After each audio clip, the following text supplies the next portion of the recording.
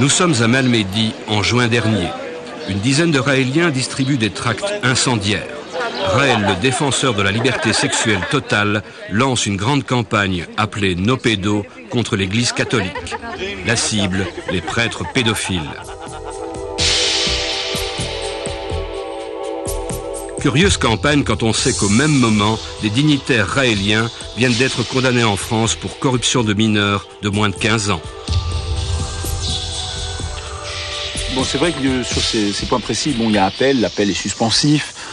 On ne va pas entrer dans des querelles de procédure. Il est vrai que par rapport à ça, il y a eu des gens qui ont un petit peu avancé plus vite que la musique et qui n'ont pas attendu qu'on obtienne cet abaissement de l'âge légal de la liberté sexuelle et qui ont pu aller à certains moments avec des compagnes qui avaient 14-15 ans, qui, comme chacun sait, peuvent déjà être tout à fait matures sexuellement.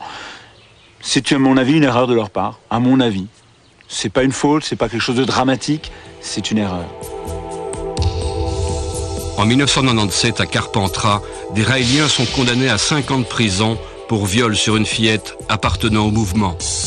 Un crime, une faute ou une simple erreur pour les Raéliens? La position a toujours été très claire pour dire que la pédophilie, c'est une maladie mentale et que les pédophiles devraient être soignés.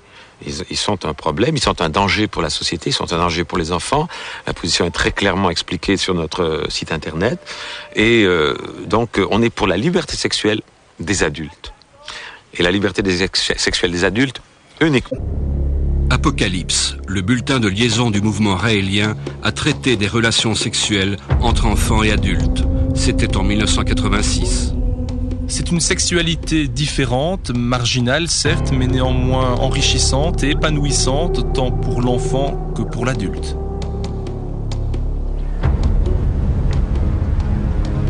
Tout récemment, une nouvelle affaire d'inceste impliquant un Raélien relance la polémique.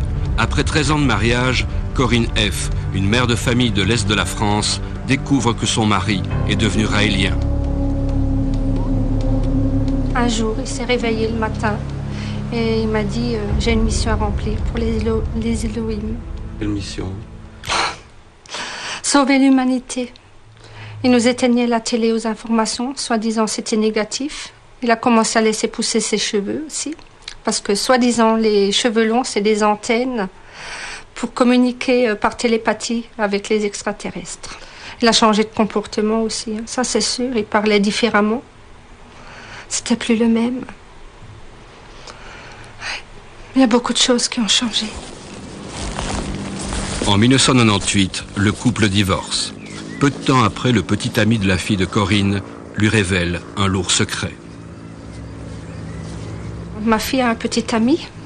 Et c'est ce petit ami qui, un dimanche, le soir, j'étais auprès d'eux, je discutais avec eux et d'un coup...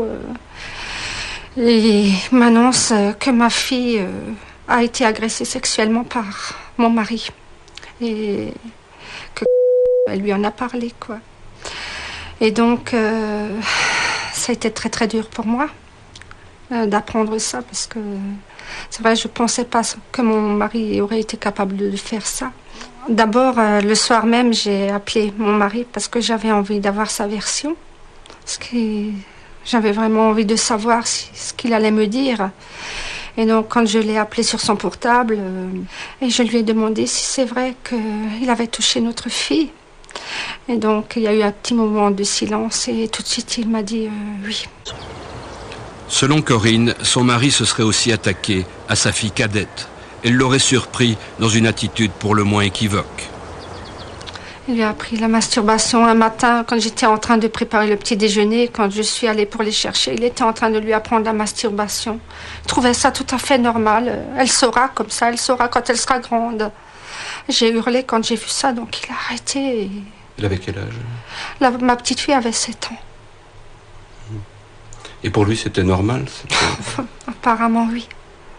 C'était dans les enseignements raéliens? C'est dans les enseignements raéliens, donc je pense qu'il a suivi scrupuleusement les enseignements raéliens.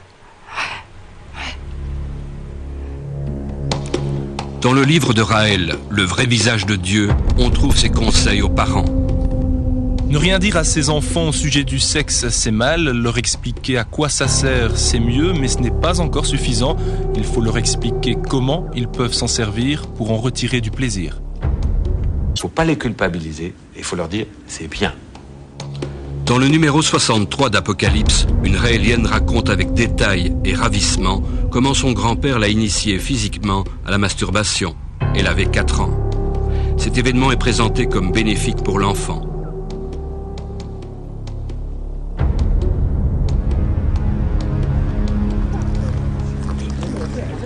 Ces dernières années, cependant, tous les écrits de la secte interdisent aux Raéliens d'avoir des relations sexuelles avec des enfants ou des adolescents.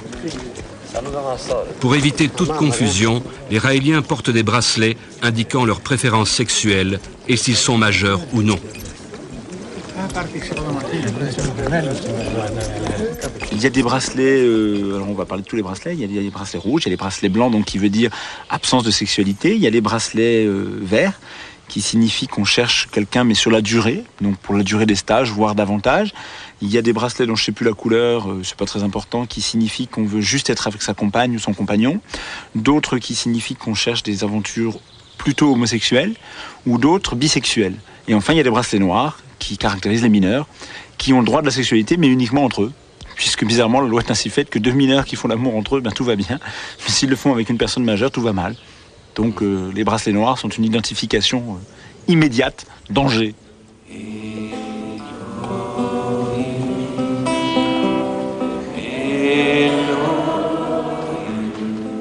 Peur du gendarme, crainte des conséquences judiciaires, l'interdit sur les relations sexuelles entre adultes et enfants apparaît plus comme une précaution que comme une conviction profonde.